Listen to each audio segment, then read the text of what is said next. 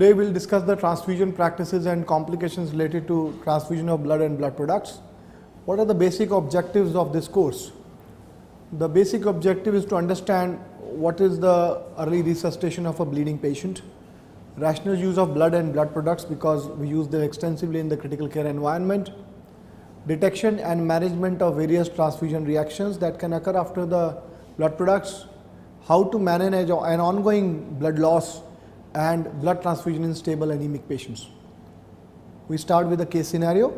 This case scenario is basically a 48-year-old male who suffers a road traffic accident and presents to the ER with trauma to the chest, abdomen and bilateral femurs.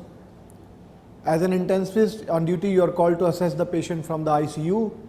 He is confused, lethargic, you take the blood pressure, he is hypotensive and he has tachycardia with a heart rate of 152 per minute.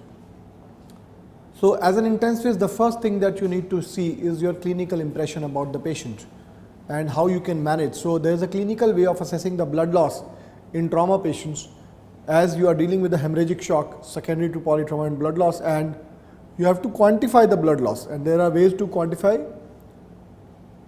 This is a table which shows the classification of shock based on in ATLS protocols and divided into 4 classes, class 1, 2, 3 and 4.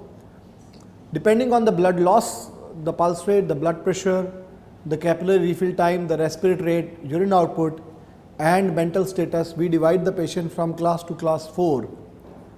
If we try to fit our patient, he has a blood loss of around 2 liter, expected blood loss, his blood pressure is low as we can see, his pulse pressure is also low because the systolic blood pressure is 70 and diastolic is 50.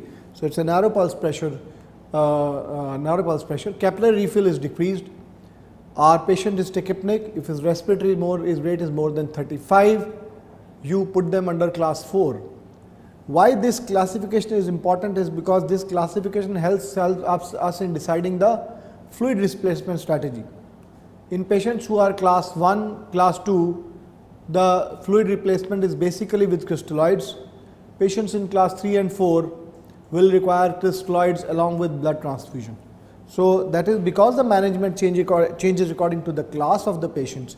It is very important that whenever you are dealing with a hemorrhagic shock, particularly related to trauma, that you classify the patients and have an expected blood loss in your mind before you start transfusing.